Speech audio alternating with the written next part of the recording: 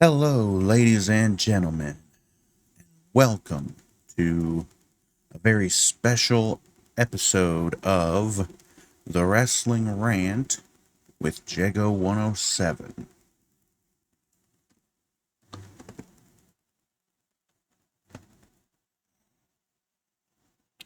And I am your host, jago107.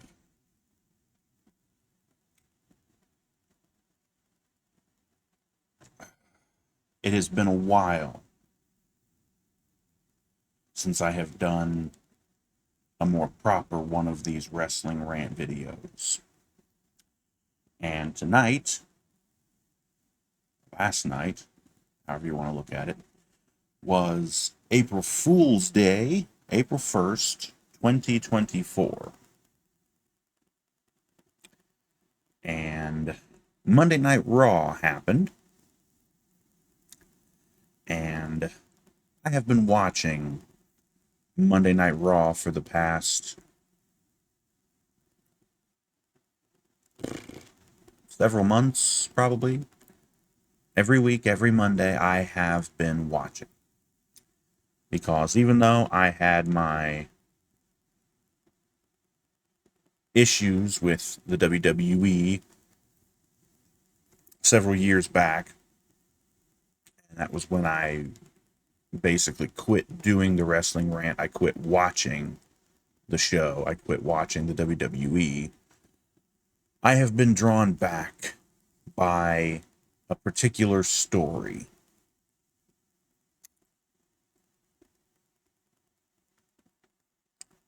And that story is the return of Cody Rhodes from his exile from the company, and call it an exile or not. He left the company some years ago after being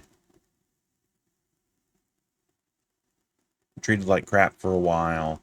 There was the lousy Stardust gimmick. That goofy shit, which he hated. And that was basically, I think, the last thing he did before he left the company. And after leaving the company, he had gone around the indie scene. He'd wrestled in Ring of Honor, TNA, or Impact Wrestling, as it was known at the time, I believe. Name that it only just recently decided to ditch in favor of going back to the old TNA name. I may end up talking about TNA in another video, although I doubt it. I don't know about that one. But he was in Ring of Honor, he was in TNA, he was in New Japan, and that's where a big chunk of his time was spent, and also where he formed a bunch of relationships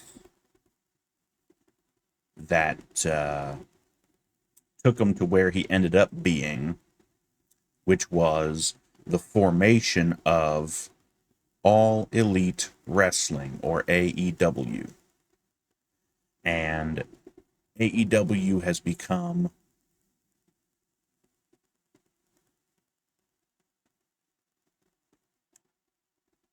the number 2 wrestling promotion in North America behind the WWE.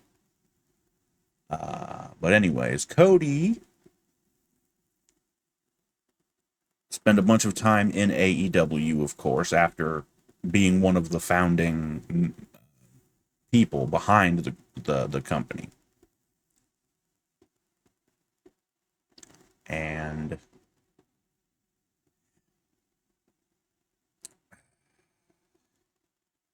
he was in some storylines, some feuds where they just didn't work, and he was the crowd in AEW was not they were not responding very well to him. They basically wanted him to turn heel, and he didn't want to. And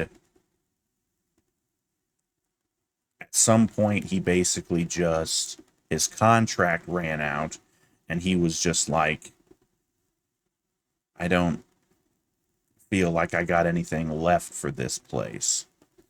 And so he ended up going back to the WWE.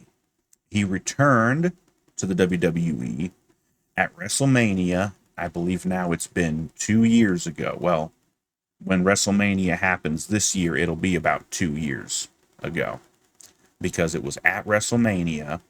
I guess that would have been WrestleMania 38. And he had a match against Seth Rollins. And those two have been intertwined basically ever since. Whether they were enemies or whether they were shaky allies or whether they were actually somewhat friendly with each other like they are now.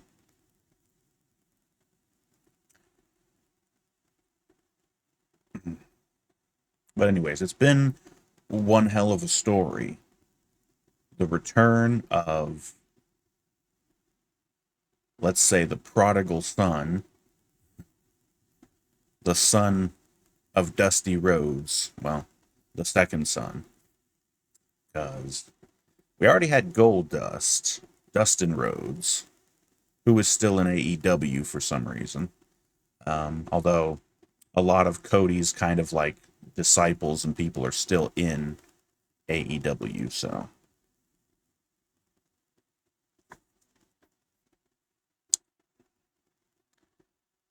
Anyways, this whole storyline with Cody, it has kind of led up to him being the he's been chasing after Roman Reigns, who has been holding the undisputed Universal Championship after Roman won both the old World Heavyweight Championship and the Universal Championship, that ugly ass blue belt that they had. And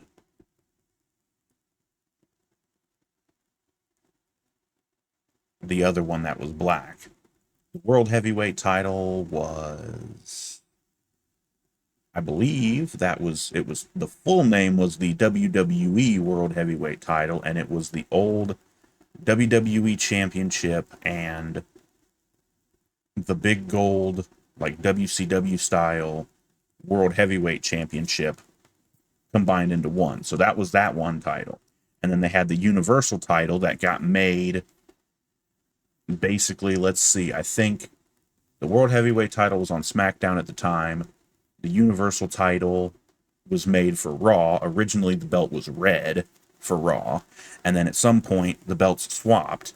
And so the Universal title got a blue belt to match being on SmackDown.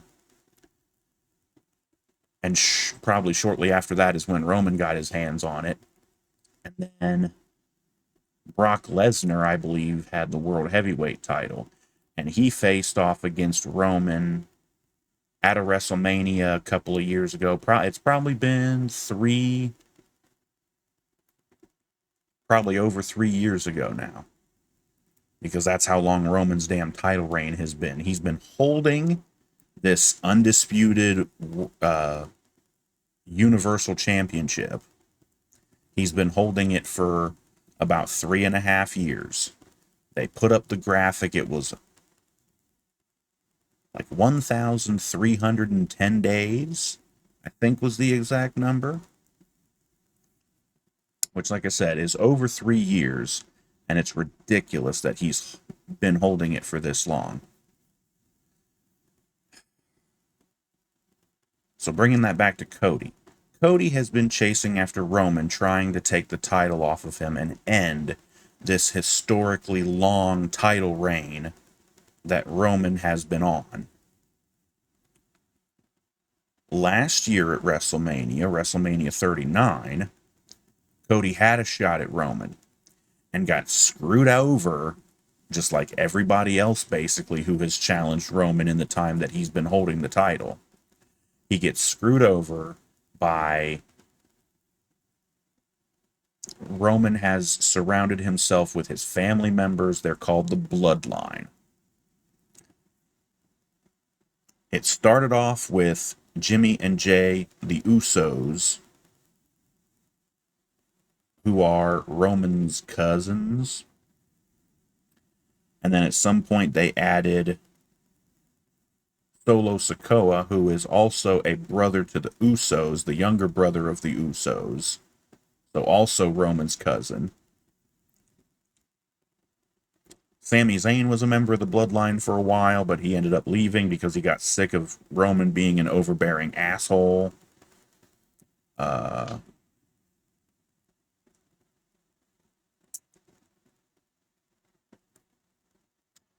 Those were all of the members of the Bloodline up until recently.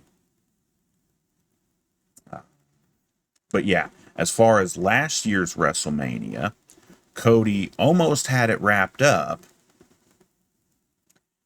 but right at the last minute, Solo Sikoa, who I think had already been ejected from ringside by the referee, came out of nowhere and hit his Samoan spike, which is a shitty fucking finishing move, but it's comes with their family, I guess. But he spikes Cody in the fucking neck right as Cody was about to hit his Crossroads finisher on Roman. But Cody gets spiked, and Roman is able to hit the spear and get the win. That was last year's WrestleMania. And last year is really where they should have ended this shit, because the last year since that happened has basically just been filler. Feud after feud, pointless feud after pointless feud, trying to keep Cody on this path of trying to get his way back to WrestleMania to face Roman again. And I mean, last year he had to win the Royal Rumble to get his title match. And he did the same damn thing this year. Back in January, he wins the Rumble again and ended up choosing to face Roman again.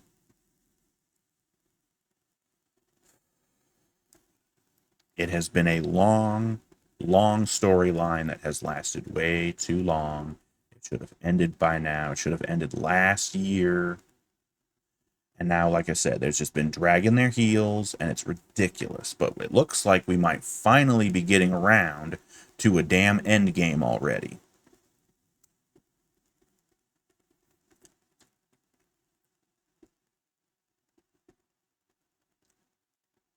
And that brings me to recent events in the storyline. A few weeks ago, they had some kind of a press event thing in Las Vegas to announce WrestleMania. Like, they need a freaking announcement for WrestleMania. It happens every year. But it was more of like a hype event. It's like, we already know some of the matches that are going to happen, so let's hype them up, and we'll have this big event on a stage, a little stage with whatever the hell. And The Rock was there. Dwayne "The Rock" Johnson, who of course is a legendary figure in the WWE. He was a big, huge star back in his time. And then he went off to Hollywood. And now he's come back to the WWE because Hollywood is a joke anymore these days. But anyways, The Rock, who is also, by the way, another little tidbit here that's very important, is the WWE has been bought by this TKO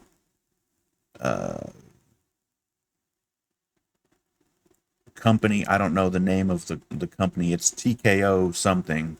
They also happen to own the UFC. So, yeah, that's interesting. Um, but so this TKO company bought the WWE because the former owner, president, and chairman of the WWE, Vince McMahon, he has gotten himself in some big trouble, and he's basically been run out of the company. And it's about goddamn time, because that should have happened years ago. We won't get into all of that, but suffice to say, Vince is gone, and he's probably never coming back. This TKO company buys out the WWE, and they have their own people in this board of directors. And in one of the chairs in this board of directors, they decide to put in Dwayne "The Rock" Johnson. So he's on the board of directors. He's got some kind of power, or supposedly he does. So that comes into play because, of course, The Rock is also related to Roman Reigns. They're cousins as well, in their big ass extended family that they have.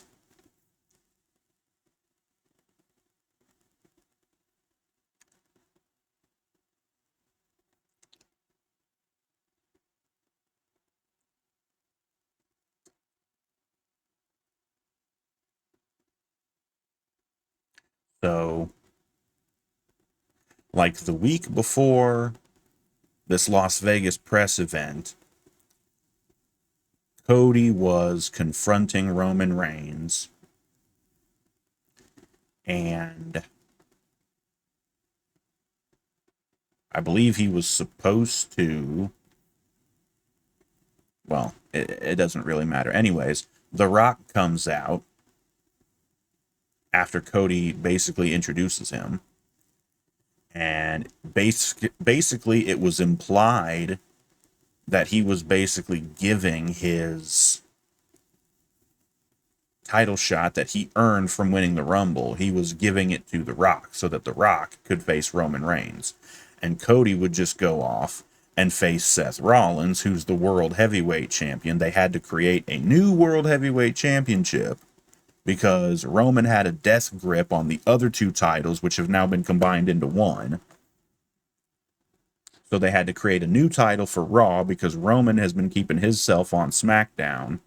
Raw needed a champion, so they created this new World Heavyweight title, and Seth Rollins ended up winning it, and he's been holding it ever since. So Cody was basically going to face Rollins again, and Rock would get a shot at Roman. And they wanted to do some stupid Samoan family, whatever the hell. It was all this crap about their family. Yeah, anyways. But during this Las Vegas press event, Rock and Roman are facing each other down, and Cody ends up coming out. And he's like, this is bullshit. I won the Rumble. I get to choose who I want to fight. I want to fight Roman. He wants another shot at Roman because he knows he can beat him because Roman ain't shit.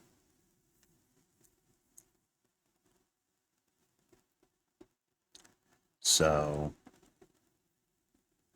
there was a big old fight during this press event.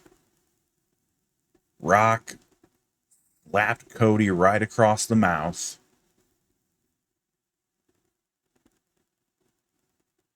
After Cody had said, I think it was basically something to the effect of, because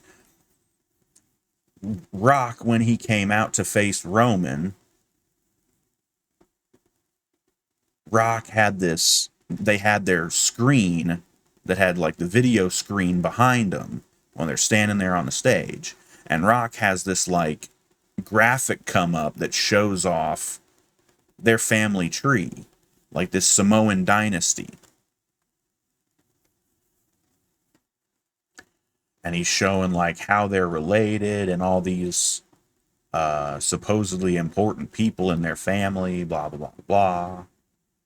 And so Rock had brought this stuff up, and then Cody's like, yeah, well, your grandfathers, who were great men, they'd be ashamed of you guys for what you've been doing, especially Roman, because Roman, ever since he won that damn title, has been using his family members to take bullets for him and take out his opponents and save his ass to keep the damn title. Roman has not been winning on his own because he can't, because he sucks. If you guys remember back to my old Wrestling Rant videos, I hated Roman so much. I mean, his days when he was in the Shield with Rollins and Ambrose was about the last time I ever liked his punk ass. He hasn't learned shit since those days. He's still not a very good wrestler. He still can't hardly cut promos for shit. He sucks.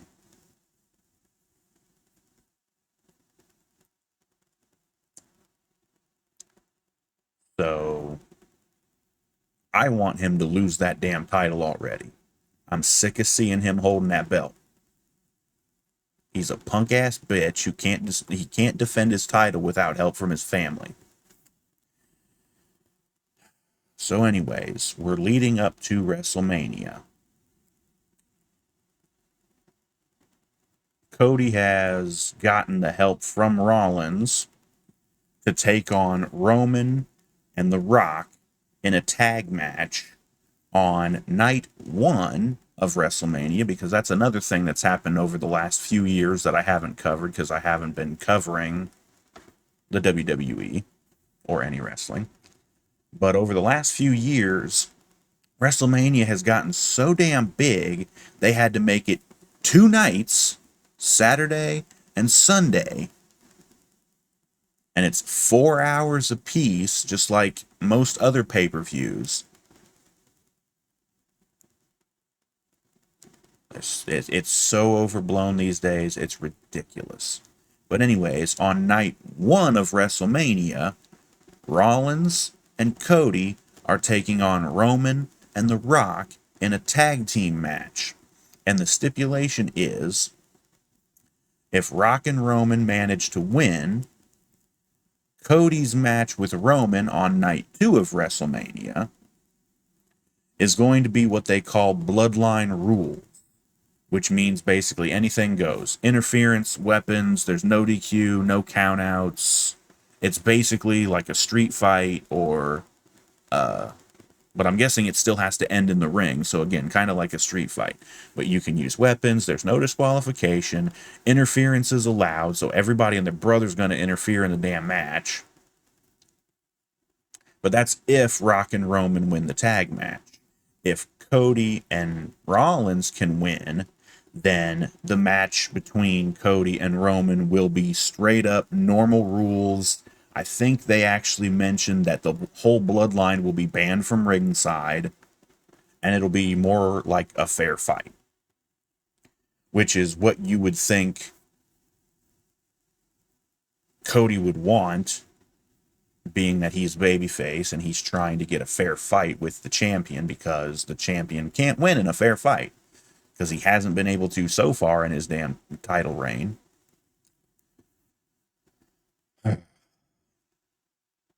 Rollins is also defending his World Heavyweight title against Drew McIntyre, and Drew McIntyre is he's like turning heel, but he's still kind of like a tweener right now. His storyline leading up to here has been pretty cringe, in my opinion.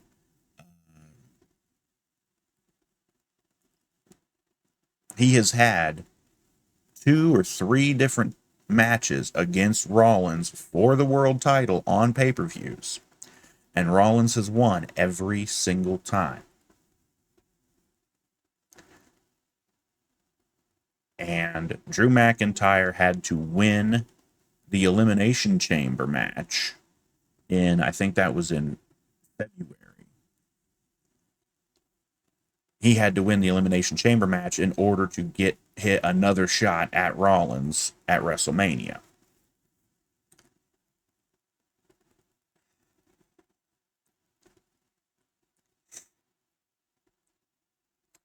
And he's been slowly turning heel after trying to be the nice guy, trying to be the good guy, and it failing him.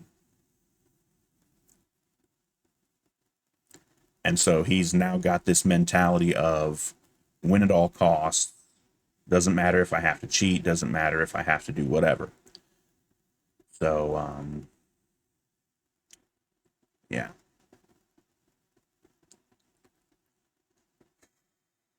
And he's been beating down Seth at just about every opportunity because he's really pissed off. He's got this chip on his shoulder.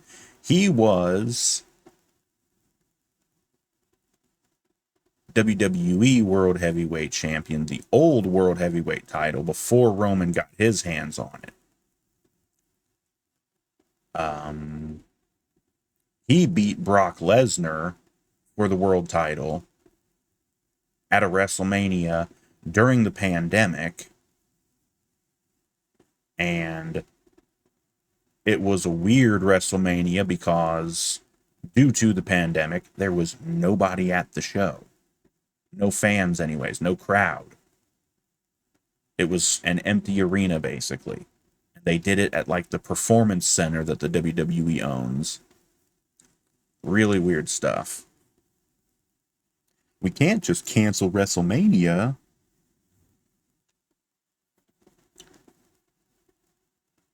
Yeah. But Drew's got a chip on his shoulder.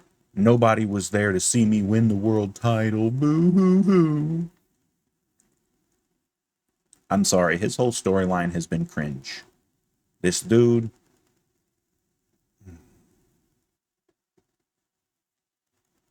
Anyways, let's move on because he's not really all that important to the story.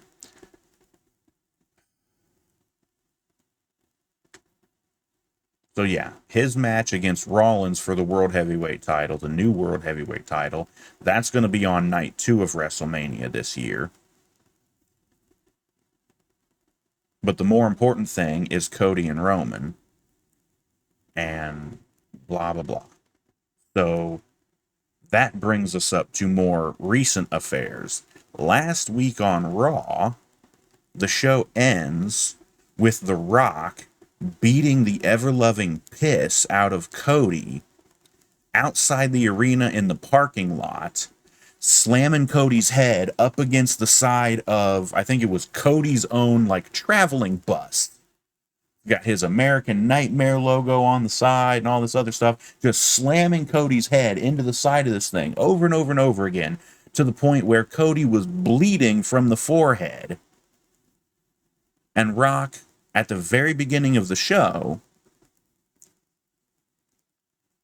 him and Cody had a little promo back and forth, and then Rock leans into Cody and he mouths something to him, or he whispers something in his ear. You can't hear it on the microphones because they move the microphones away from their heads. But you see he whispers something in Cody's ear, and that was basically the end of the promo segment. And we didn't really know what Rock had said. They didn't really show it on camera very much, so it was kind of hard to read the mouth, read the lips. But apparently what he said was, I'm going to make you bleed. And he ended up doing it. And not only did he make Cody bleed, but he also took the blood off of Cody's head and smeared it all over this belt, like this stupid weight belt that Rock was wearing. Smeared it all over the belt. And he said he's going to take the belt with Cody's blood on it, and he's going to take it to WrestleMania. And apparently Cody's mom is going to be in the crowd at WrestleMania, and he's going to mix Cody's blood with his mom's tears. Really weird, psychotic shit from The Rock here. So that was pretty cringy too. They're bringing a lot of really personal stuff into the storylines. And there's another feud going on that's going to happen at WrestleMania where they're also bringing in stuff that's just way too personal. And I'm not really a fan of this. I'll get to that later on. But, so that was last week. This week, finally we're getting to this week. This is the meat and potatoes of this here video. Because I watched Raw, of course, and I took down my notes like I used to do way back in the day. So this is the Go Home show of Monday Night Raw. As I mentioned before, April 1st, 2024. And it took place in Brooklyn, New York's Barclays Center. And they announced that the first hour was going to be commercial free. The show opens up with a recap of what happened last week. So I just told you, Rock beating the ever-loving piss out of Cody outside in the parking lot and everything. And after that, The Rock's music hits, and he comes out to a big pop from the crowd. Which is puzzling, because he's supposed to be the heel. Him and the whole bloodline, they're all supposed to be heels. Yet the idiot fans continue to cheer them. Roman, throughout this entire ridiculously long run that he's been champion, he's been a heel. And yet so many people in the crowd continue to cheer him, just as they have throughout this entire thing. I guess this is just people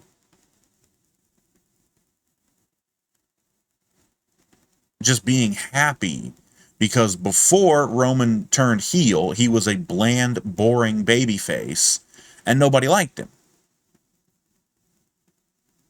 And they were begging him to turn heel. Or they were begging the company to turn him heel.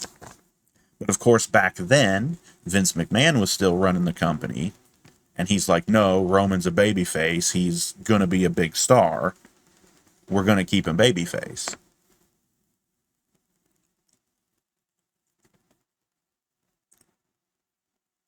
Finally, the decision was made to turn him heel. And this whole bloodline thing and everything else. And it's... anyways. But yeah. The Rock come out to a pop. And while The Rock was coming out, I think it was Michael Cole on commentary, notes that Cody is not medically cleared to be here tonight. And that'll come up later.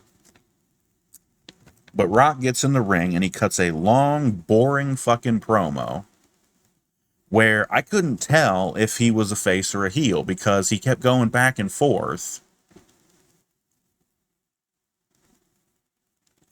But anyways, finally Rock gets to the end of his promo and he's like, but I didn't come here alone tonight. And he basically introduces the bloodline led by Roman. So Roman comes out with Jimmy Uso and Solo Sikoa. I did forget to mention that Jey Uso left the bloodline and turned face some months ago. And he actually teamed with Cody for a while. They were tag team champions. But yeah, Jay is actually in a feud with his own brother Jimmy, and they're going to have a match at WrestleMania, and we'll get to that later on. Anyways, the bloodline comes out. Roman cuts a boring promo of his own, only to be interrupted by Seth Rollins. His music hits. Sorry, I had to adjust my chair there. Rollins comes out. And he's like, yeah, I want to fight. So, whichever one of you punk-ass bitches in the ring has any set of balls accept my challenge and we gonna fight. He was like, does Dwayne have any balls? Does Roman have any balls? He's looking at the two big dogs.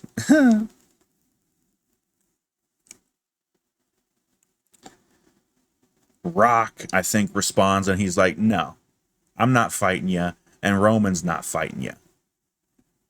But we do got somebody who can fight you. And they kind of split the ways, and forward walks Solo Sikoa.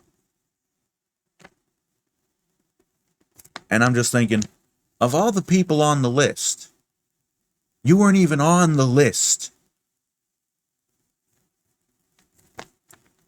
Solo's a J-Brone. He should have kept his ass in NXT. He's not ready to be on the main roster.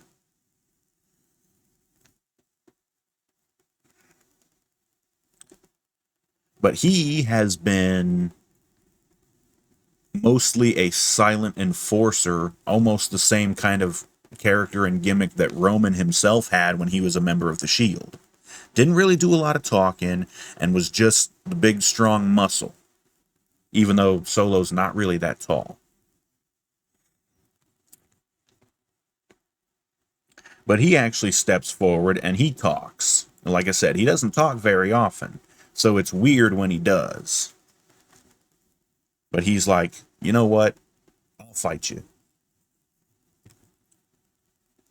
And then I think Rock is like, yeah, and it's also going to be bloodline rules, which, as I mentioned before, is no DQ, interference is okay, you can use weapons, whatever. So that is set to be the main event for the night.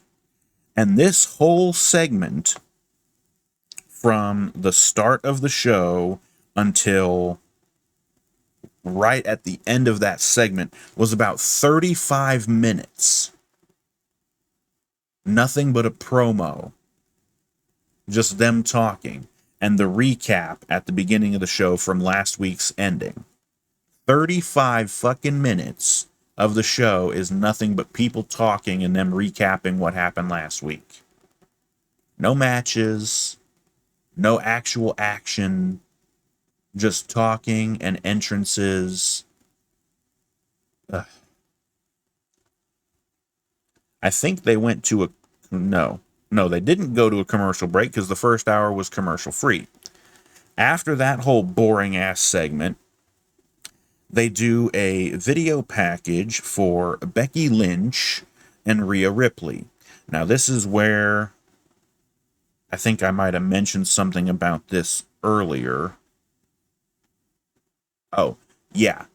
These are the two ladies who are having a little feud where they're bringing in personal stuff, and it's cringe. It's fucking cringe. So I don't know if Becky Lynch was around when I stopped doing the Wrestling Rant years ago. I don't think it really matters. Most people who are going to watch this, you guys probably follow it, so you know who she is. Irish chick, redhead. She's married to Seth Rollins, and they have a kid together. Rhea Ripley is an Aussie bitch. Goth, very goth, dark clothes, dark hair, makeup. Calls herself mommy. Because she's like supposedly dating Dominic Mysterio. That annoying little shit. And we'll have more about him later because Rhea and Dominic are both a part of this group called the Judgment Day, which has been around for several months, if not a good year. No, yeah, it would have had to have been over a year because at last year's WrestleMania, they had a match. Finn Balor, who's also a member of the Judgment Day, him, and I believe he was in his demon persona, he had a Hell in a Cell match against Edge, who was actually the founder and original leader of the Judgment Day before Rhea Ripley and Damian Priest and Finn Balor kicked his ass out of the group and overthrew him basically as leader.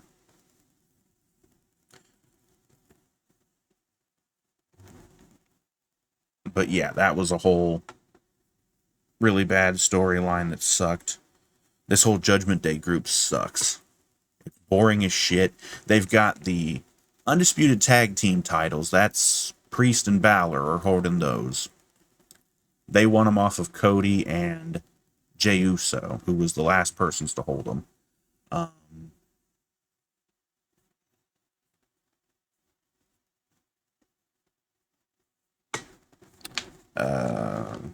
But yeah, let's just get back to the show. I need to get through this as much as possible because this video is probably going to end up being pretty long. So they do this video package for Becky and Rhea, and it basically recaps like the whole feud between them, and especially I think there was something that went down last week. Oh yeah. What I was talking about them getting too personal was Rhea bringing up Becky's daughter, which again is her and Rollins' kid. And Rhea said some shit about Becky's daughter. I don't remember really what it was. I don't remember. But again, you're bringing people's kids into it. You're getting way too personal. This is a wrestling show.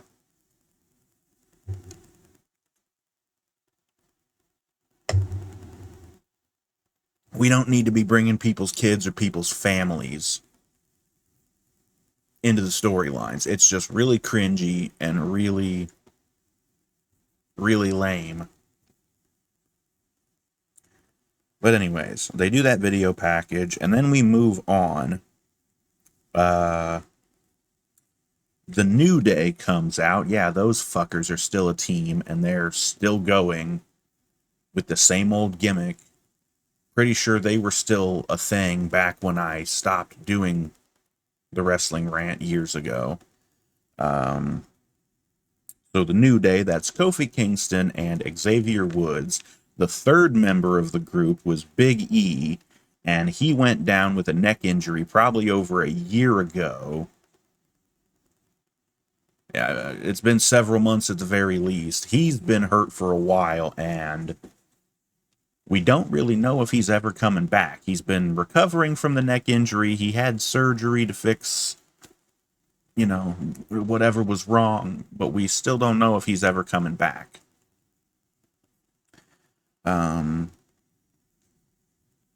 So anyways, the New Day comes out, and we find out that we're going to get a, 8-person tag team match.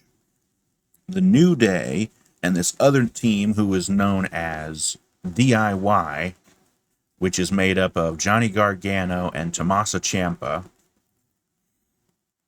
they're going to take on the 4 members of the Judgment Day, Damian Priest, Finn Balor, Dominic Mysterio, and J.D. McDonough. And I made a note here because I heard something about this the other day, that at a house show, Finn Balor got hurt. And so I made a note that he's working this match hurt. Possibly. I don't really know.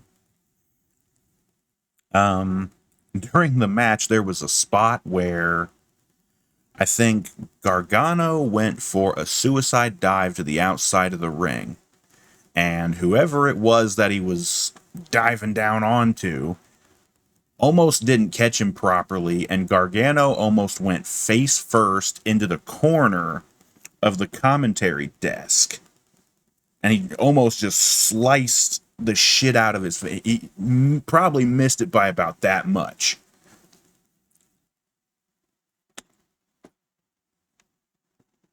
But it looked really scary, that spot. Anyways, Back in the ring, Xavier Woods, I don't know who in the hell he did this to. He got somebody up on his shoulders, you know, the, what you call it, fireman's carry position, flips him over like he's doing John Cena's attitude adjustment, and then somehow slams him down like in a power slam. So it's kind of like the attitude adjustment into like Goldberg's jackhammer. I don't know. It looked like an interesting move. But either way, it doesn't really matter. Damian Priest nails somebody with the Razor's Edge, which is not even his finishing move. I mean, yes, he's been using the move, but his normal finishing move is called South of Heaven, and it's a choke slam sitting out. So it's like a sit out choke slam. It's kind of a crappy move because he did a regular choke slam during this same match. And I'm like, okay, why do you do that when your finisher is a sitting choke slam? But he's a tall dude, so the choke slam kind of works for him. But again, the sit out choke slam, just not cutting it. So maybe somebody backstage finally told him, like, you need a better finisher. Just use the Razor's Edge.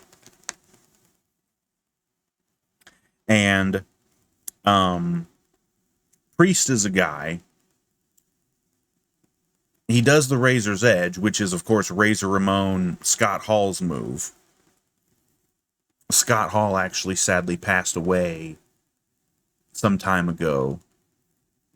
And yeah. But anyways, Priest has been doing like little tributes to Scott Hall and the Razor Ramon character. The like blood dripping graphic, Priest has those on his pants sometimes. He'll do the little Scott Hall walking thing where he does, you know, whatever. Anyways, if you probably, if you know, that's the thing. But yeah, he's been doing those little things. Anyways, after the match, we cut backstage and we see the Bloodline members. And they're talking. And Roman looks at The Rock and he's like, you guys don't need me, right? Like, I got to get out of here. Like, I got to go write this speech for doing Heyman's induction into the Hall of Fame because, oh yes, Paul Heyman is the manager basically for Roman Reigns during this whole Bloodline gimmick storyline. Paul Heyman's being inducted into the Hall of Fame this year. And Roman is the one inducting him. So Roman's like, I got to go write this speech that I'm going to give for Paul's Hall of Fame thing. So I got to get out of here. And Rock is like, yeah, go ahead, whatever.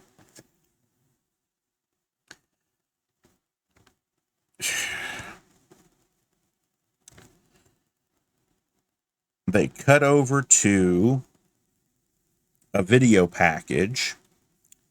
Sami Zayn, who has been having a storyline, a feud with the reigning Intercontinental Champion Gunther, who's another relatively new character in the WWE anyways. Gunther has been holding the Intercontinental Championship so fucking long that he has beaten every record that anybody else has had holding that title. And I think it was the Honky Tonk Man who had the longest reign in history prior to Gunther beating it. And he's still holding the damn belt. So everybody and their brother has been trying to beat this fucker and take the Intercontinental title from him. Sami Zayn has now earned a shot against Gunther for the title. And he has gotten the help from Chad Gable, who was another former opponent of Gunther's, who had Gable really wanted to take on Gunther again because he had a chance to take on Gunther and get the title from him and couldn't quite get the job done. And yeah, they did a gauntlet match, I think, a couple of weeks ago on Raw. There were a bunch of dudes in this gauntlet match. Gable was in it, probably a few other people, and Sami Zayn. And it came down to Gable and Zayn were the last two in the gauntlet match. And I was thinking, okay, they already have this storyline established with Gable. He wants another crack at Gunther. You know, they kind of made it personal. Gable was bringing up, like, my kids were in the crowd or my daughter was in the crowd or whatever when I had that last match with Gunther and I didn't win. And it was so sad. My daughter was crying and all this stuff. Like, again, bringing people's kids into this stuff. It's just getting way too personal and it's way too cringy.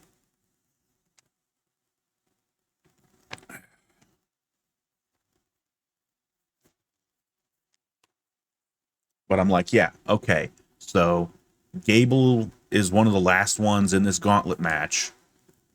He's going to win. And then for whatever reason, they pulled the swerve and they had Sami win. And I'm like, okay, why though? Sami's been on this storyline of, I keep failing, I'm not good enough, blah, blah, blah, all this other stuff.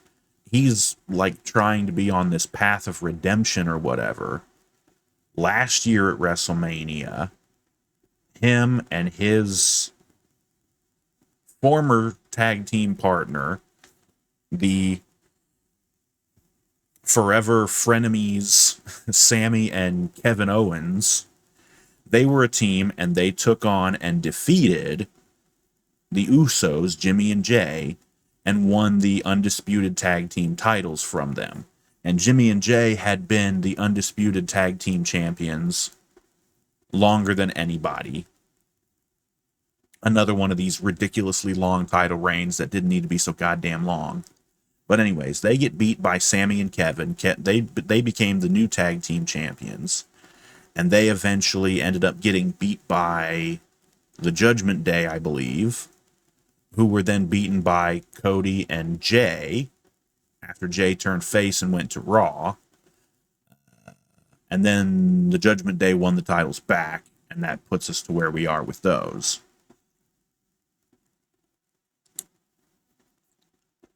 A lot of bullshit. Anyways, but yeah, Sami wins this gauntlet match, and now he's facing Gunther for the Intercontinental title at WrestleMania. And they've been building up this feud. Gunther's a dickhead, and either way. So they have this video package of Sami and Chad Gable training at the Performance Center. And Gable's trying to bring out this fire, this hunger in Sami. He's like, last year at WrestleMania, you were hungry and you beat the Usos and it was great. Where's that fire? Where's that hunger? You've lost it. We need to get it back. And so that's the whole point of this training montage. And after the video package is over, we see Sami coming out to the ring. He's got a match. And then they cut to the first commercial, I think, of the show, because this is, I guess, around the 1 hour mark. Sami has a match against Bronson Reed, who I believe he also faced last week on Raw, but Gunther distracted Sami, because Gunther comes out on the stage and is just like, yeah, whatever, no. And he just distracting Sami, and Sami ended up getting beat. And that's what kind of led to the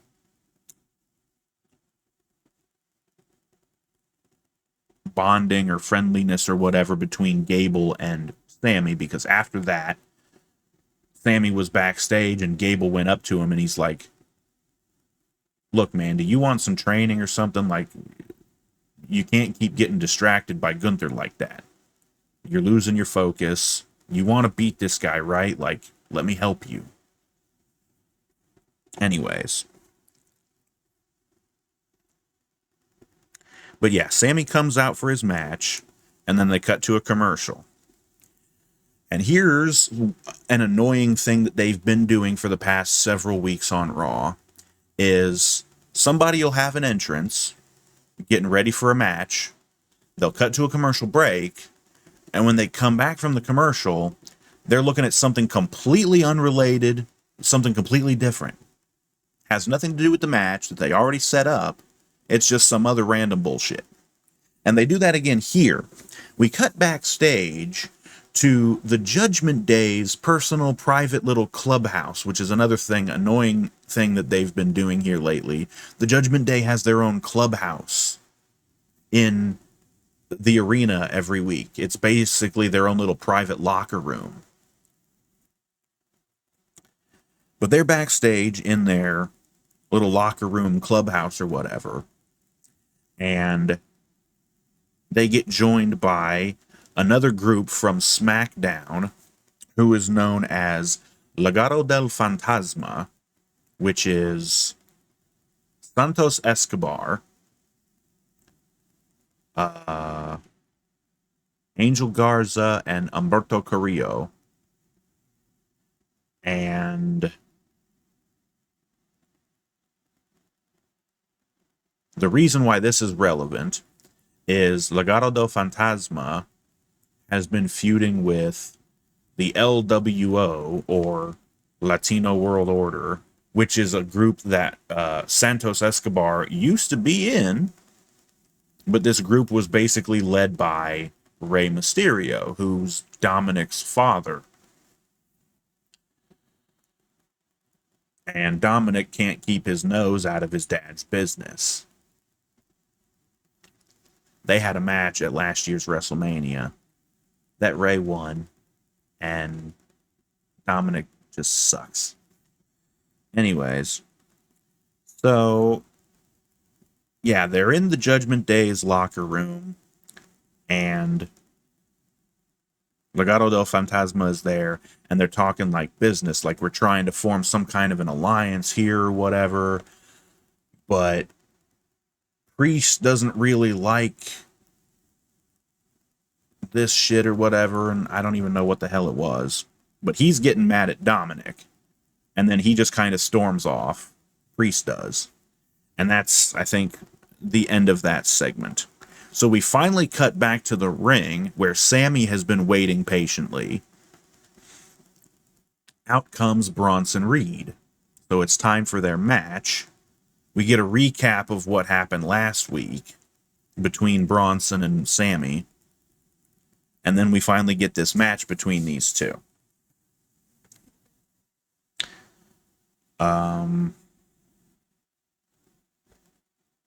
They show Chad Gable watching the match backstage. Reed hits a nice Death Valley driver. He's been doing this lately. He hits a nice Death Valley driver. And then they cut to another commercial break. Sometime after the commercial break. Another thing that Bronson Reed has been doing lately is he hits a move that I know as the curtain call, because it used to be used by Goldust, but it's like a suplex lift into like a spinning slam. But he hits that. And I think after that, Reed goes for his finisher, which is a big splash off the top rope. He's this big guy, big fat motherfucker. He's basically like Bam Bam Bigelow. And I mean, his outfit has like the flames up and down the sides like Bam Bam used to have. But he's this big dude. So he goes for a big splash off the top rope. And he calls it the Tsunami, because he's from Australia. And they couldn't really think of a better name for it. He goes for it, but Sammy gets out of the way. But shortly after that, they cut up to the stage, And there's Gunther dragging Chad Gable, who apparently he's beaten the crap out of. He throws Gable down on the stage, and this is enough of a distraction for Sammy. Sammy comes running, he bails on the match, jumps out of the ring, comes running up to chase off Gunther. Gunther kind of backs off, and Sammy's checking on Gable. And then Gunther just boots the fuck out of Sammy and starts beating him down, beating him down. He beats him down for a while, blah, blah, blah, blah, blah. And then Gunther's like, he's getting ready to leave. He's like backing away. He's like, all right, I've done my damage, whatever. And Sammy's like, he fights, he struggles up and he gets to his feet. Oh, he's showing this great fighting spirit. And then Gunther boots him in the face again and knocks him the hell out. Or no, he doesn't. He clocks him upside the head with the Intercontinental title belt. And Sammy's just down. Because, of course, he just took a belt shot to the head. He's down.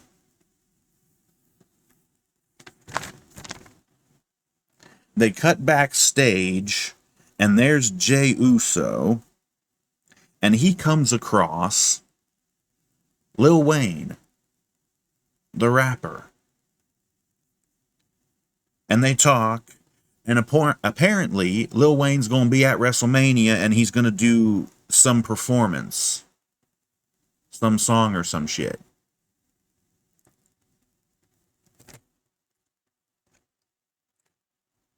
Not a fan, so I couldn't give a shit less. They cut to another backstage area, and they show the faction known as Damage Control, which is made up of Asuka, Kairi Sane, Io Sky, and Dakota Kai. And they shouldn't even continue calling them Damage Control anymore, because Damage Control was the name of the group as it was under the leadership of Bayley, who they have kicked out of the group. And of course, that's what this whole storyline with them is supposed to be about, is Io Sky has the SmackDown Women's Championship, which I'm just going to call it the SmackDown Women's Championship, because even though they got rid of the terminology of Raw Women's Champion and SmackDown Women's Champion, Rhea Ripley has the Raw belt now, but it's known as the Women's World Championship. And Io Sky has the SmackDown belt, but it's supposed to be like the Undisputed Championship that Roman has, but it's the women's version. So I don't know if it's the Women's Undisputed Champion.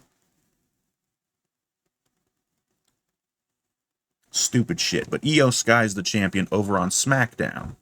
And Damage Control, the group, and Bayley and their whole storyline has been on SmackDown, because they're still doing this brand split thing. So I'm like, why the fuck are they here? No one gives a shit about this storyline anyways. Keep it the fuck on SmackDown. But anyways, they get shown backstage walking down a hallway, and then they cut to another commercial. When we come back from the commercial break, we see the team of Maxine Dupree and Ivy Nile coming out to the ring. Another thing I have to explain. Maxine Dupree started out as this chick who was basically the manager of these two male models, Massey and Mansoor. So Massey was this like big, tall, he wasn't super tall, but he was like 6 foot something, black dude. And Mansoor was like this Indian, or I think he was Indian. But they're like, we're models and we're like really good looking. The maximum male models is what they were called. And she was supposed to be like their talent agent or some kind of bullshit like that. And she's like really obsessed with being pretty, being good looking, and all this stuff. Well, at some point, she got basically obsessed with Otis, who is the tag team partner of Chad Gable. They're known as Alpha Academy. Gable's supposed to be like this great wrestler, great trainer, and they run this academy where they teach people how to wrestle. And Otis was his top guy, his number one student or whatever. This big, he's kind of another big fat dude, Otis. Which is why it was weird. Like, why does Maxine Dupree want Otis? He's this big fat dude. Like, he's trying to turn him into a model. And it was dumb as hell. But anyways, Massey and Mansoor just kind of disappeared. And Maxine ended up joining up with the Alpha Academy. She's their manager now. And the Maximum Male Model dudes, they get fired from the company, so they're not even around anymore. It was a terrible gimmick, and they're still working it on the indie scene. Why? The male model or male cheerleader gimmick does not work. It's lame and it kills your career. Knock that shit off as soon as possible. I'm just going to say that directly to those guys. Please, get a better gimmick. You know what? I think they actually might have changed gimmicks since then because they finally realized it was dumb. And speaking of bad gimmicks, we're going to get to another one of those later. But let's get back to this. So Maxine Dupree is with the Alpha Academy now. And her storyline has been she's getting trained by Chad Gable to be a wrestler, because before this, she wasn't wrestling. She was just a manager, just a valet, basically. But now she's getting trained to wrestle. And Gable's teaching her, and I guess Otis is probably giving help. But so she's been in some matches where she's a rookie. That's the gimmick. She's a rookie wrestler. She doesn't really know what she's doing all that well. I mean, she's learning, but whatever.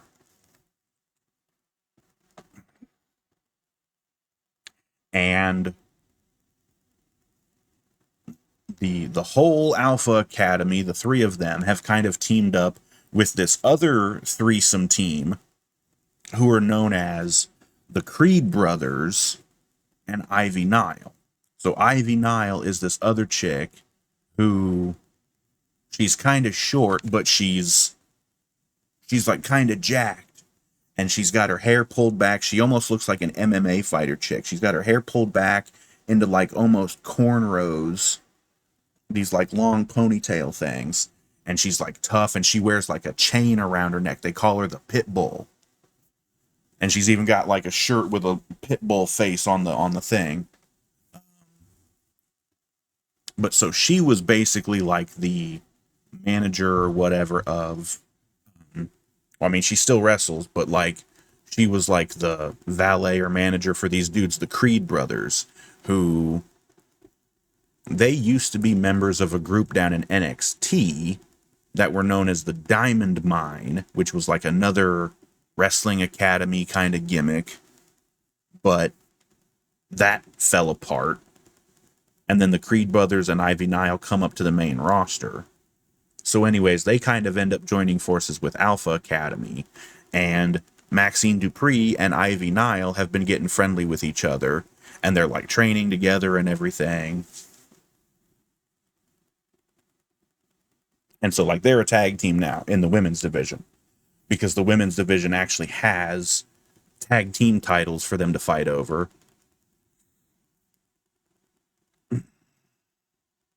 Anyways, but Maxine and Ivy come out, and I noticed that Maxine's hair looks like it's shorter. She used to have like longer hair. You know, again, she was really girly, this model chick into fashion and all this stuff. She had like longer hair.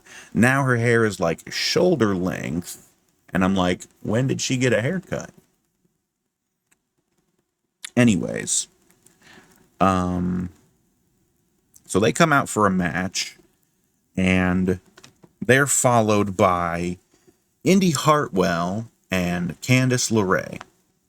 Candice LeRae is the wife of Johnny Gargano, and Candice, Indy, and Johnny were in a faction in NXT that was known as The Way, which it seems like they're kind of trying to bring this whole gimmick up to the main roster, even though I don't know if it's really going to work. But it was a heel faction. And although Indy Hartwell was never really like a heel, she's kind of like, she's another Aussie chick. And she's kind of like this sweet, almost innocent babyface kind of chick. She had a really weird storyline down in NXT where she got married to and had this whole big long dating period with what the hell was his name again? Dexter Lumis, who is the same guy who played the Samuel Shaw character in TNA, which was the same gimmick basically. He was supposed to be like this psycho serial killer. He didn't really talk a whole lot, painted pictures and did drawings of people. He's had a weird gimmick and storyline down in NXT, and then he got brought up to the main roster. And then he hooked back up with Johnny Gargano, even though Gargano was a heel, and they didn't want him anywhere near Indy Hartwell, but Indy liked him so much and whatever. And like I said, those two ended up getting married. It was weird. But Johnny and Dexter were like friends, partners on the main roster once they both came up. And then Dexter just kind of disappeared. And we haven't seen his ass since. But now they're doing this thing again with Indy and Candice LeRae. They've been a team in the women's tag division. And they started off as just straight up baby faces. But Candice has slowly been turning heel because she's like, I'm sick of losing, doing things the babyface way. I just want to win. And so she's been cheating, and it's been getting them wins. But Indy's like, I don't like this. I don't want to be a heel.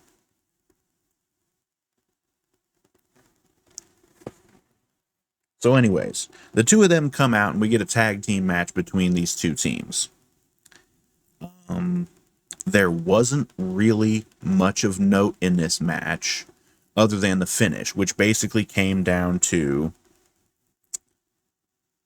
Maxine and Indy Hartwell were the two legal participants.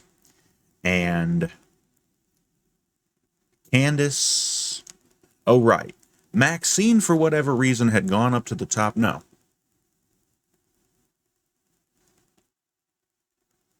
I think Ivy Nile had gone up to the top rope. And Candice pushed her off of the top rope from outside the ring. Again, kind of like cheating, using underhanded tactics. So she takes a nasty spill off the ropes and into the ring. And Indy is just looking at Candice like, God damn it, what are you doing, bitch? I don't like this. Like, stop cheating. Indy's still being really sweet and wholesome and whatever. And she's just staring at Candice like, and Candice is like, what? We need to win. Like, go get the pin, whatever the fuck.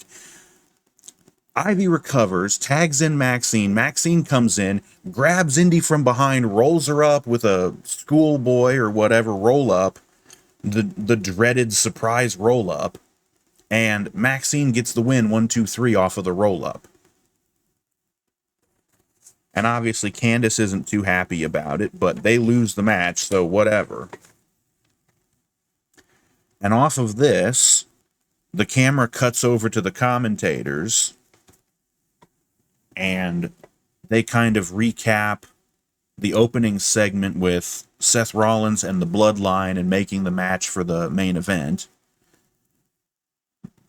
We cut backstage where we see Seth Rollins along with Jey Uso,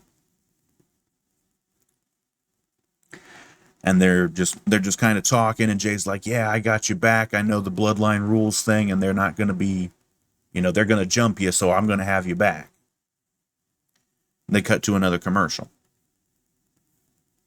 When we come back from the commercial, we're doing another weird video package. Drew McIntyre is standing over an open casket at presumably some kind of a funeral. He's been having, God, there's stories going all over the place. He was feuding with CM Punk, who recently returned to the WWE after almost 10 years gone.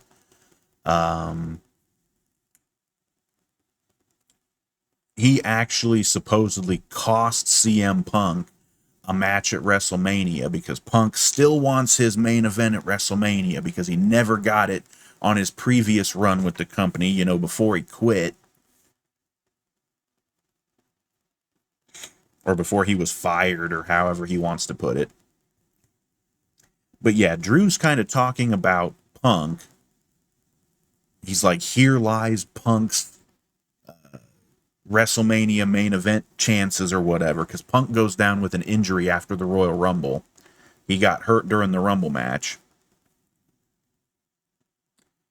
And Drew, of course, has also still been feuding with Seth Rollins, so Drew's also talking about Rollins. And he's like, I'm going to beat Rollins, and we're going to put down this workhorse, and he ends it with an amen. And it just reminds me of that bit from, let's see, the Team 4-Star abridgment of Helsing Ultimate with,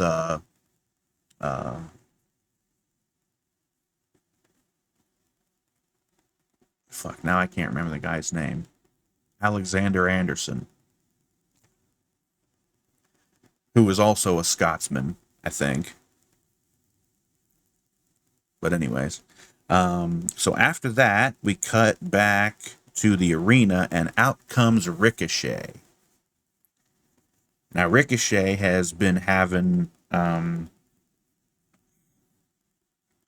Ricochet.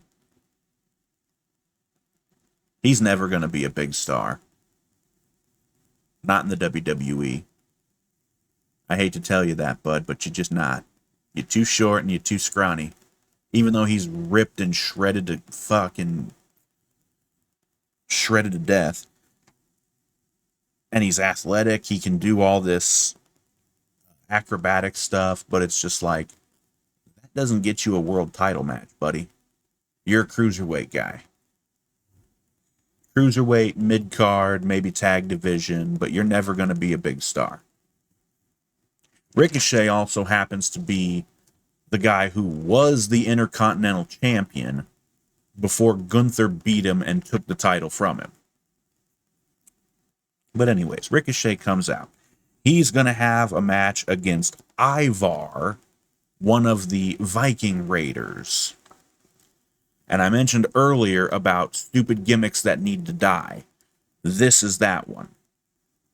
Ivar and his partner, Eric, the Viking Raiders tag team that used to be known as the War Raiders in NXT.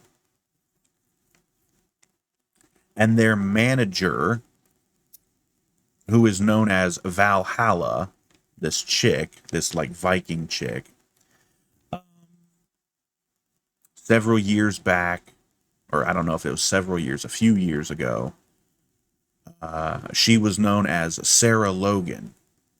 She's still in the company, and she was a part of the Riot Squad with Ruby Riott and Liv Morgan.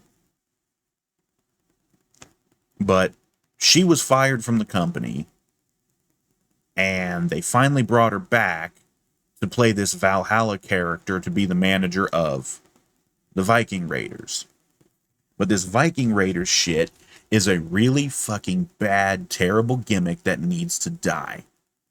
It is not getting them over.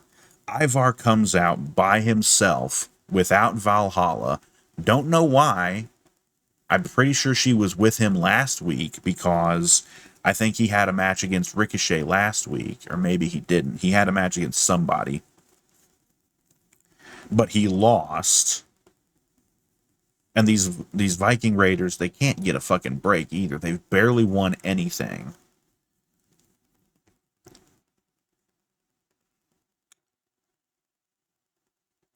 But Ivar comes out and the crowd doesn't give a shit.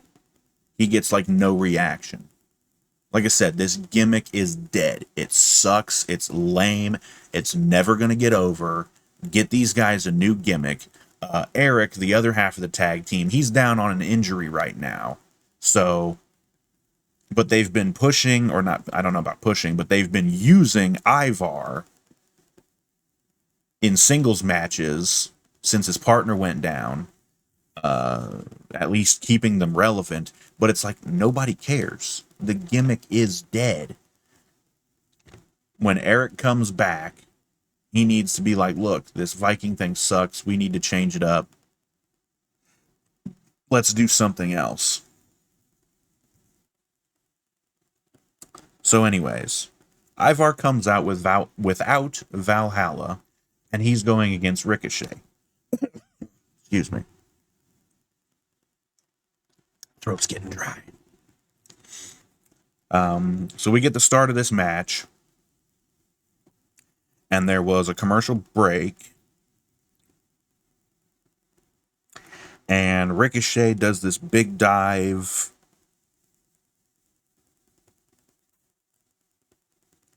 Oh yeah, I think it was a spaceman cartwheel or handspring into a spaceman, like moonsault over the rope, over the top rope, to hit Ivar on the outside, down on the floor. Big, huge dive. And then, I don't remember exactly what it was, but Ivar, who's this big, another big fat dude, he springboards off the ropes. And he did some move. Again, I can't remember what the hell it was, but I'm like, how is this big fat motherfucker doing springboards? He almost broke the damn ropes when he did it, because he jumps on the ropes and they bent so far, and I'm like, ooh, you're gonna break the damn ring, boy. What you doing? But it went off without a hitch somehow. I don't know. So here lately, Ivar's finishing move is called the Doom Salt. It's a moonsault. I don't know why they did it, but anyways. He goes for it, but Ricochet gets out of the way. And then something that was just plain crazy. I guess Ricochet was in a corner and Ivar went to do like a stinger splash or some kind of splash on him or something in the corner. Ricochet catches him. This big dude who's like 2 or 3 times the size of Ricochet. And he catches him in his arms and then manages to do like a fall away slam on him. Holy shit. And after that, Ricochet goes up to the top rope, does his 630 senton, drills right down on the midsection of Ivar, and that's Ricochet's finish, so he gets the 1, 2, 3, and Ricochet wins. And then we had to do this other stupid segment that they've been doing here lately. One of the commentators is this guy named Pat McAfee, who I think used to be a football player. They've ripped off an old gimmick from the past. Bobby the Brain Heenan, way back in like the early 90s, used to do a gimmick that was called the Brain Scan, which is where they would show a replay of what just happened, the match, and Bobby had this little thing that he could doodle on with like a pen, and we could actually see it. And he would like make jokes and like blah, blah, blah, blah, blah. And that's basically what Pat McAfee's doing. He's like, look at right here. And I think it's something that they basically ripped off from the NFL at the time, way back then. Because like John Madden used to do the same shit in the NFL. Because he was one of their commentators. But yeah, so Pat McAfee's doing this gimmick now, and it's stupid as hell.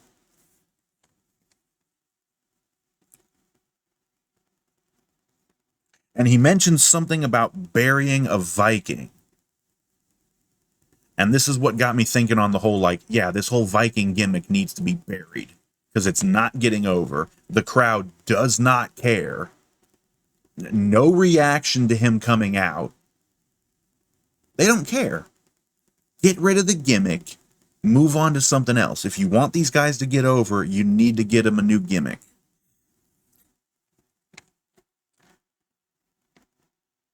Back in the Judgment Day's clubhouse, we see once again the Judgment Day and Legado del Fantasma are... Oh, they were watching the match between Ivar and Ricochet. Apparently, the Judgment Day has been having problems with Ricochet. I don't really know what was going on there, but whatever. And there's some more discussion, and then up comes the recently returned from AEW, Andrade, who, I don't know where the hell he started out, but he ended up in NXT for a while. And I think he came up to the main roster for a while, but they didn't really do much with him. And then he left the company to go to AEW. And then he basically floundered in AEW for a while because AEW has no clue what the hell they're doing anymore. And so Andrade is now back in the WWE. He's been getting friendly with Dominic Mysterio because they have this Latin ancestry, you know, whatever the hell, lucha libre stuff, which Dominic ain't no fucking luchador.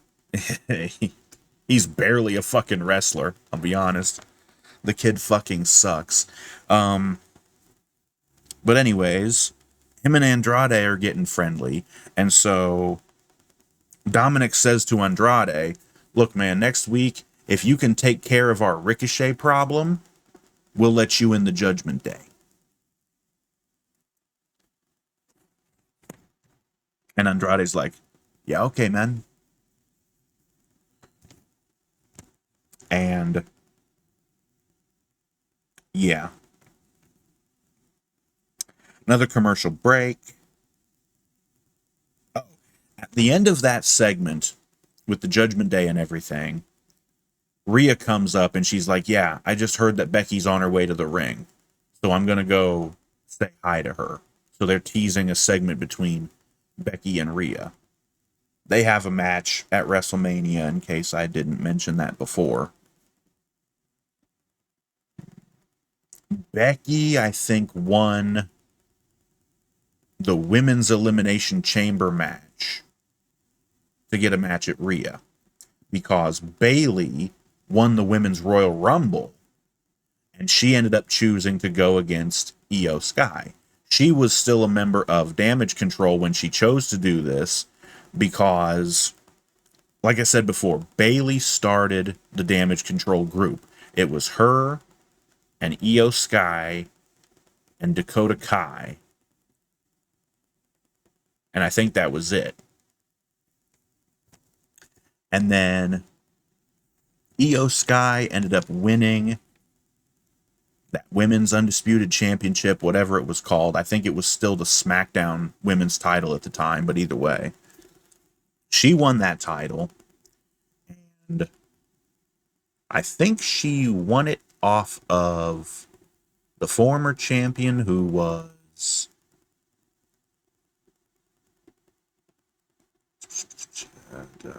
what the hell's her name?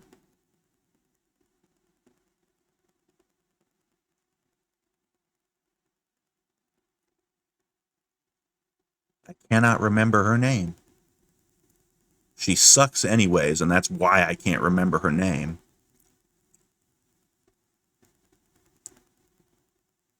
Bianca Belair. Yeah. Sorry, I don't like Bianca. There's a bunch of, like, overrated bitches in the women's division. People love them. I don't see any idea why. They're really overrated as far as, like, ring work, mic skills, character. Bianca's character is terrible.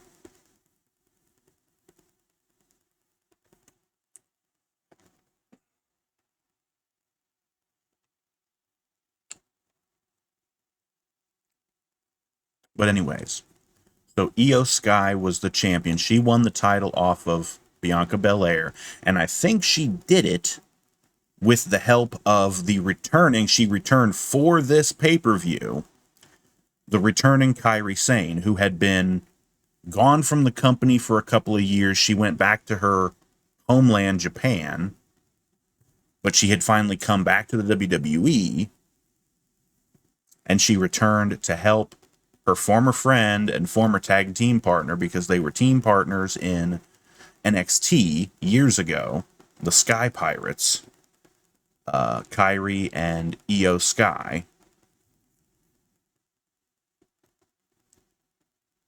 But Kairi comes back to help Io Sky win the title off of Bianca. And so now Kairi's a part of Damage Control. And then, well, guess what? Kairi is friends with Asuka. Even though Asuka and Io Sky kind of had problems before. Blah, blah, blah. Anyways, so then Asuka joins Damage Control. And that goes on for a while, and Bayley is like, she wins the Royal Rumble, and she's like, well, I'm still the leader of this group, and all of you guys are talking about me behind my back. Like, supposedly she, like, learned how to speak Japanese because the other three of them were talking about her in Japanese. And she's like, yeah, I hear you talking about me behind my back. You're insulting me, you're making fun of me, and I'm sick of it. So, since I won the Royal Rumble, I'm using that to challenge Io for her title at WrestleMania. And then, of course, they turn on her and just beat the shit out of her. So, Bayley's out of the group that she started, which is why they shouldn't even continue calling it Damage Control, because that was Bayley's name. They should just call it the Kabuki Warriors, because that's the team name of Asuka and Kairi, who are the women's tag team champions right now. Anyways, all that loops back to, yeah, Rhea said that she heard that Becky was going out to the ring, and so she's going to go say hi. Commercial break. After the commercial, Becky comes out, has a short promo. She doesn't want to talk much. She just wants to fight. So she's like, Rhea, bring your ass out here. I want to fight. Adam Pearce, who's the general manager of Raw, is like, no, hold on, this ain't happening. He's coming out from the entryway. He's like, no, this ain't happening. I need security down here. We need to break this up. There's no way. We don't need to jeopardize this match less than a week away from WrestleMania. So there's security down in the aisleway. Rhea hasn't even come out yet, but then she does. And she's like, oh yeah, I'm gonna fight you, bitch. She's got her title belt. She throws the belt at Adam Pearce, because Pearce is like, no, hold on, you can't. We got to stop this. We can't do this now. She throws the belt in Pearce's face to distract him, runs past him, boots a couple of security dudes to knock him over. She fights through them, jumps in the ring, and her and Becky start going at it. But it doesn't last very long. The security gets back up and it gets into the ring and pulls them apart. Becky dives off the top rope to the floor where there's a bunch of security dudes holding back Rhea. She wipes them out. Security gets back up and breaks them up again. Blah, blah, blah. We cut backstage to Damage Control again, and they're still backstage. This time they actually cut a promo, and I'm still wondering, like, what the fuck are you bitches doing on Raw? You're on SmackDown, and no one cares about this feud.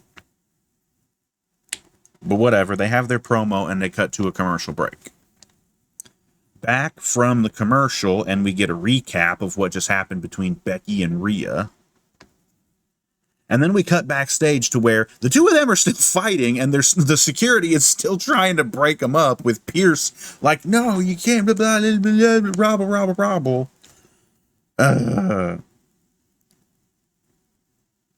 Back in the arena, Damage Control's music hit, and the four of them come out to fucking crickets from the crowd. Absolute crickets.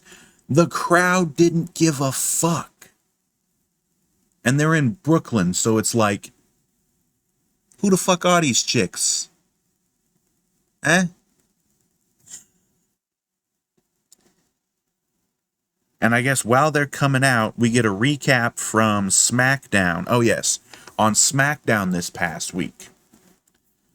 So Bayley has been fighting off all of Damage Control. So it's like 4-on-1. She finally gets a little bit of help in the form of, guess who? Bianca Belair. Last week, Bayley's getting her shit stomped in by Damage Control. Bianca comes out for the save, but it's still 4-on-2. So now both Bianca and Bayley are getting their asses kicked by Damage Control. And then who should come out and save the day but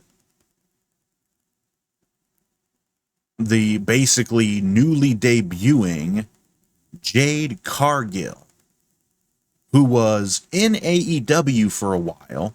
She held the AEW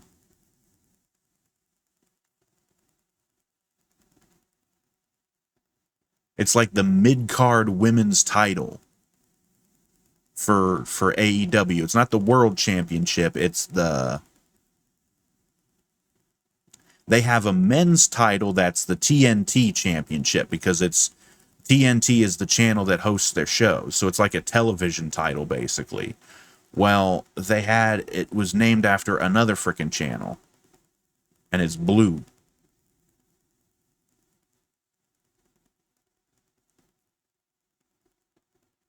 I can't remember. But either way, she held that title for a while, and they made this big deal out of her. This chick who had no wrestling experience at all before joining AEW. They didn't really train her all that well. I have no idea who this chick is or who the hell she was before joining AEW, but apparently she got like a big following on social media, probably some dumb shit like TikTok or whatever. Apparently she used to be some kind of an athlete or a bodybuilder. She's jacked, she's muscly, which means she's really unattractive to me anyways. But she looks like a female bodybuilder, only smaller, because female bodybuilders get really jacked and they look disgusting. Again, my opinion. Sorry if you don't like it. I don't care. But anyways. She was in AEW for a while. They didn't do much with her other than have her hold this. Oh, it was TBS. Why the hell it took me so long to remember that? The women's TBS championship. Like I said, like their mid-card TV title or something. So she held that belt for a while, and she was basically undefeated for a while. And then she finally lost it. And then her contract with AEW came up, and she decided to jump ship to the WWE. And now WWE is basically going to do the exact same thing, because instead of having this bitch go to NXT and actually learn how to wrestle, have her go to the Performance Center, have her train, they're throwing her directly on the main roster. She's clumsy, she's awkward, she doesn't know what she's fucking doing, and I really doubt she knows how to cut a promo, so it's just not going to work. But anyways, last week on SmackDown, like I said, Bayley and Bianca Belair getting their asses kicked by Damage Control. Jade comes out and makes the save. And all by herself, she's able to lay waste to Damage Control.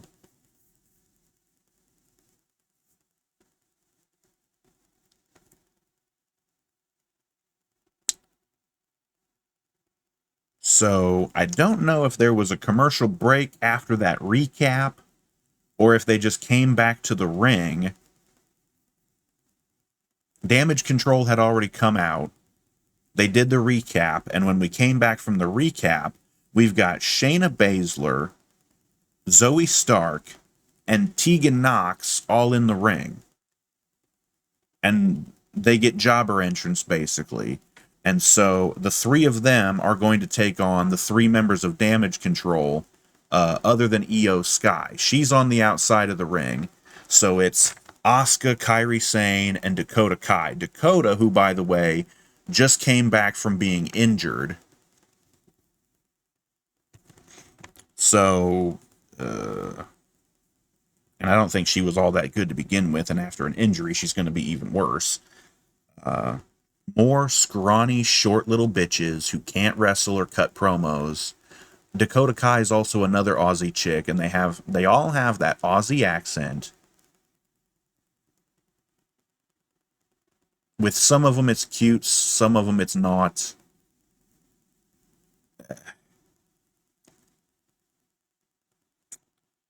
Anyways, I didn't bother to write down much of this match. It didn't seem that good. Most of the women's matches that they have these days are just sloppy and botchy, and there's nothing really to comment on. But the finish is, I think Tegan Knox got grabbed by Asuka, and Asuka had her like a reverse DDT, and she's holding her, and then Kairi Sane comes off the top rope with her insane elbow drop. Boom. 1, 2, 3, match is over. So Damage Control picks up the win. The crowd didn't give a fuck. Yeah, no one cared. We cut backstage. We see Solo Sikoa taping up his thumb because he's getting ready for his bullshit, stupid Samoan Spike move. He needs a better finisher if you're ever going to make a big star out of him. We cut to another commercial break. Coming back from the commercial break, they took a good 5 minutes or more to run down the entire card that they have set up for WrestleMania. Every match. Here's what's going to happen. Blah, blah, blah, blah, blah, blah, blah, blah, blah. And it just took forever. They cut backstage. There's Seth Rollins coming out towards the ring. Or coming out, whatever the hell. And there's Kathy Kennedy or whoever her name is, some backstage interviewer. She's trying to get an interview with Seth. They talk for a brief chat. And then Rollins continues out towards the entryway. And he happens to bump into Drew McIntyre, who's sitting there on a shipping crate or something. And they have a little brief conversation. And Rollins is like, I ain't dead yet. And he starts walking away. And you hear McIntyre go, yet. That was, again, calling back to his little video package from earlier where he was at a funeral. And he was talking about taking Rollins out and putting him down because he's the old workhorse or whatever. Yeah. Anyways, Seth makes his entrance. This is all like one big camera shot, basically. Seth makes his entrance, and then they come to a commercial. It's time for the main event, basically, is what they're leading up to. And since it was Bloodline Rules, they established that earlier, I'm thinking, okay, Seth's going to get jumped during his entrance. The Rock, Jimmy Uso, Solo, they're all just going to jump him right before during his entrance. But no. Rollins comes out, gets his full entrance, and then they cut to another commercial. And after the commercial, Solo gets his entrance. And he's by himself. And I'm like, yeah, okay.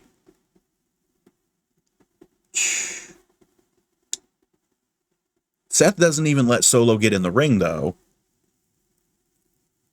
he does like a big suicide dive and tackles Solo and just starts immediately pounding on him. Blah, blah, blah. The match, they finally get back in the ring, and the match finally starts. The first thing that was cool, after they did some stuff in the ring, they spill outside, and Rollins ends up over the barricade in like the timekeeper's area, basically, and he finds this bunch of chairs, and he starts winging them one at a time right into Solo's face, and he's just smacking him upside the face with these chairs.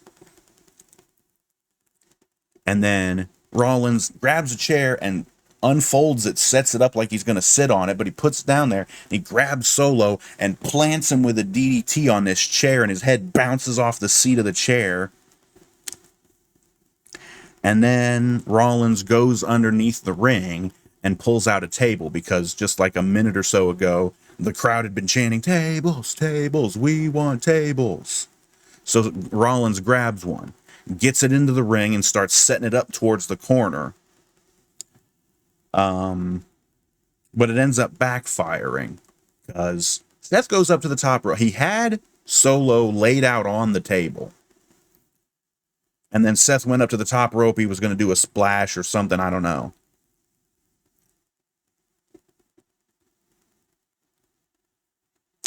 But Solo comes around. He gets up off the table, and he hits Rollins and gets him, stops him from jumping off the top rope. And he gets up there with him up on the turnbuckle, and he gets Rollins up on his shoulders and does like a Samoan drop backwards off the second rope through the damn table. Shortly after that, there was a commercial break. Somebody pulls out another table, and they put it in a different corner of the ring. And there's more of them fighting up top rope. And Solo was going for the Samoan drop again, but Rollins wriggled his way free, comes down, sunset flip style, lands on his feet, and Rollins has a history with that. He tore his knee up once doing that same move, but he manages not to blow his knee out this time, lands on his feet, has Solo up, power bombs him through the table, and then like right after that, he hits the ropes because Solo was like down, like on his face. Rollins hits the rope and he nails him with the curb stomp.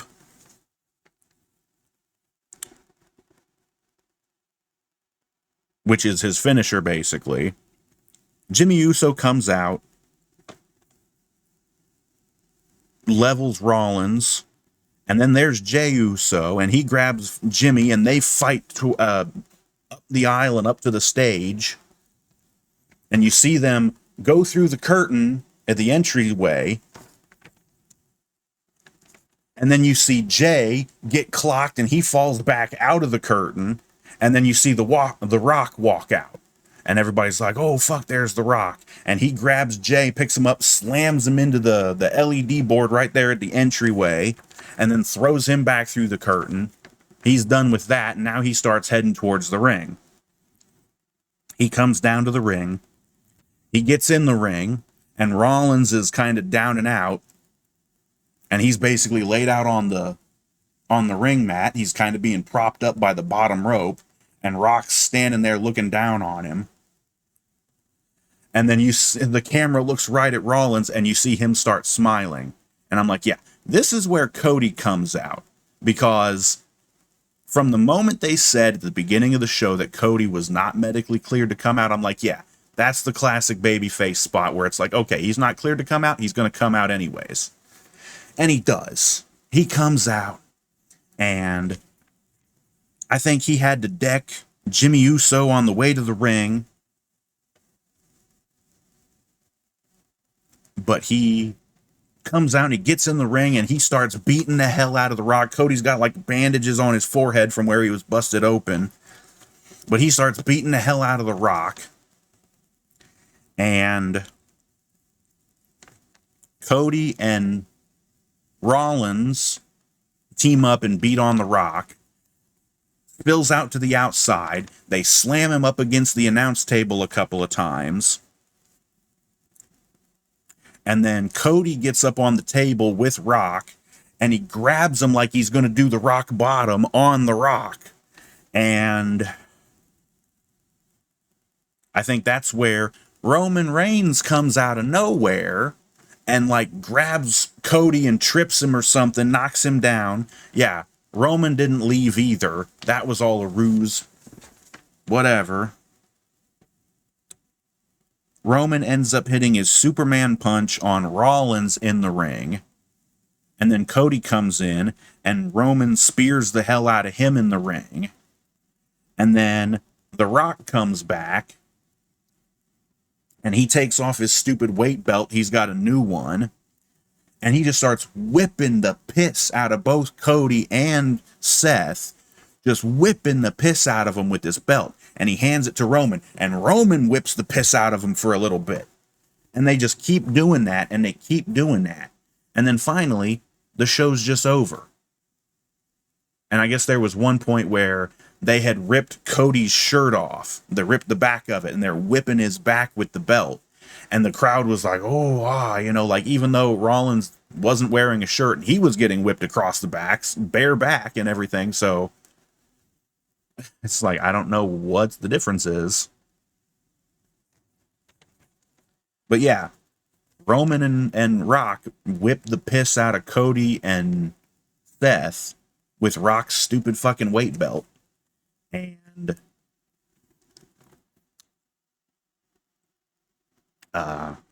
that's it. Show's over. Nobody comes out to save them. None of this other shit, you know. Nothing. Just show's over. This episode of Raw was kind of a train wreck. It was mostly boring. There was hardly any matches. Let me go back through my notes here. We had the big 8-person tag team match, New Day and DIY versus the Judgment Day.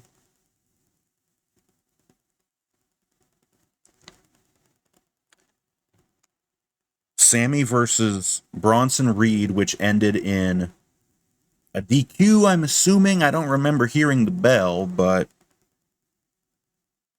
Gunther basically interfered, so it probably would have been a DQ, and Sammy should have won by DQ. And then we had the little women's tag team match, Maxine and Ivy versus Indy and Candice. It was short. It was lame. So that's, 3 matches so far? Yeah, 3 matches so far. Ricochet and Ivar makes number 4.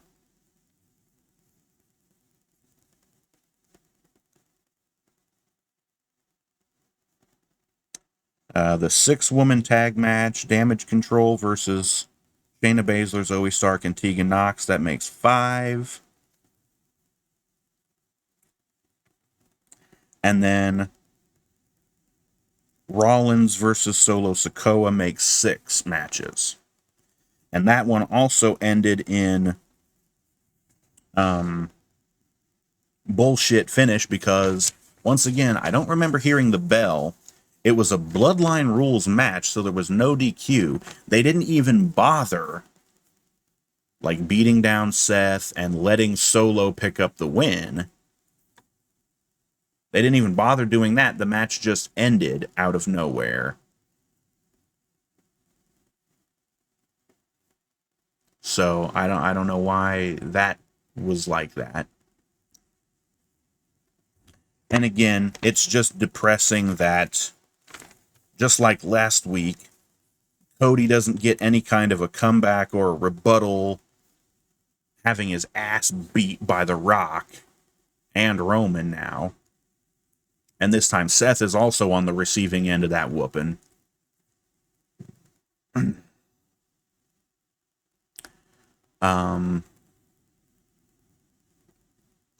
So that is the end of Raw. Now, I had originally planned to continue into doing predictions for WrestleMania because they have the card and everything. It's up on their website. And I was going to take a look at that and give my predictions. However, I'm looking at my recording software and seeing that I've already gone almost 2 whole hours talking and talking and talking. This video is going to be a pain in the ass to upload to YouTube, so I think I'm just going to go ahead and cut it here, and we'll save those predictions for another video. And I will do that at some point. I mean, WrestleMania, the first night is this Saturday, so I'm probably going to have to do it shortly. But anyways, yeah, like I said, I think we're just going to cut it here because we've already gone 2 hours, almost 2 hours, and it's probably going to take me another hour at the very least to go over my predictions for WrestleMania, even though there's a bunch of matches that don't really matter in the grand scheme of things, and I probably won't spend a whole lot of time on them, or I just won't care enough to even give a prediction. I will be analyzing the main matches, the important matches, and giving my opinions and my predictions on those. But anyways, stay tuned for that video if you're interested. I know it's been a while since I've done these kind of Wrestling Rant videos, and this one, as well as the WrestleMania predictions video, could very well be the last ones I ever do on this channel, because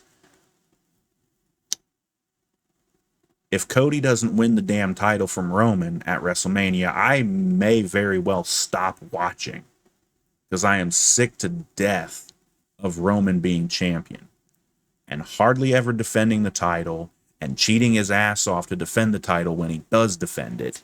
And now The Rock's involved and he's boring as shit, wearing the same old fashion he used to wear in the fucking 90s.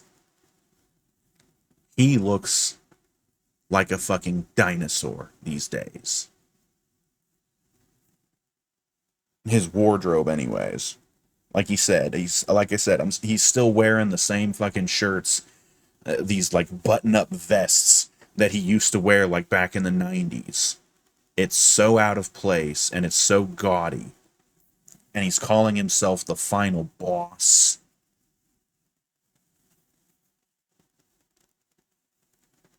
Eat shit, Rock. You're not needed in the WWE, so why did you even come back? Oh, because we want to do this Rock and Roman match. I don't want to see that. I don't care. I don't fucking like either one of you. Anyways, like I said, I'm going to cut it here. And then we're going to do the WrestleMania predictions in a separate video. So stay tuned for that. Thank you for watching this episode of the Wrestling Rant, where we went over April 1st, 2024 episode of Monday Night Raw, the Go Home show before WrestleMania, which took place in Brooklyn, New York's Barclays Center. Thank you for watching. Join us next time for more. And I will be seeing you later. So thank you all, and good night.